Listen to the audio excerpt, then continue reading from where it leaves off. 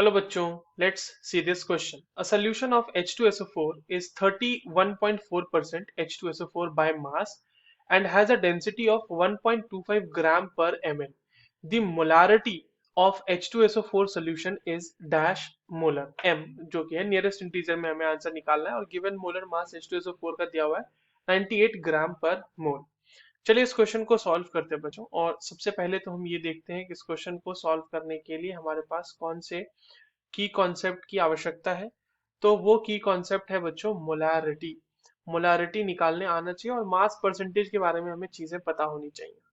अब देखिए हमारे पास जो सोल्यूशन मौजूद है वो है 31.4% H2SO4 बाय मास। ठीक है, बाय मास कहने का मतलब कि अगर आपने 100 ग्राम सोल्यूशन लिया है तो हम ऐसा करते हैं 100 ग्राम सोल्यूशन ले ही लेते हैं।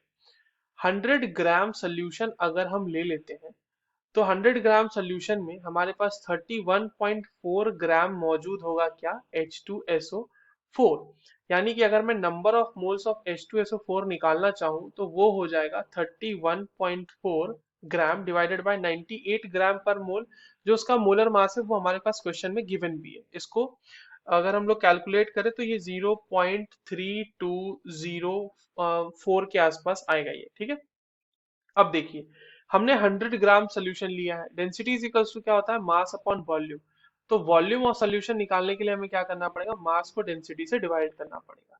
100 ग्राम हमने सोल्यूशन लिया है, डेंसिटी इसकी 1.25 ग्राम पर ml है। तो हमारे पास ये जो वैल्यू आएगी ये आएगी 80 ml आएगी सोल्यूशन की।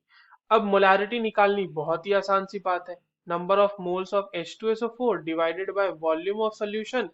क्योंकि वॉल्यूम ऑफ सोल्यूशन हमारे पास ml में है तो इसलिए इसको 1000 से मल्टीप्लाई करना पड़ेगा ताकि ये मोल पर लीटर में वैल्यू आ जाए। तो अब इसमें वैल्यूज रख दीजिए 0.30.3204 डिवाइडेड बाय 80 इंटू 1000। इसको सॉल्व करेंगे बच्चों, हमारे पास बहुत ही सिंपल सी बात है, ये आ जाएगा ऑलमोस्ट 4.005, जिसको हम लोग मतलब ये तो 4.005 आएगा, इसको हम लोग राउंड ऑफ में 4 ले लेंगे।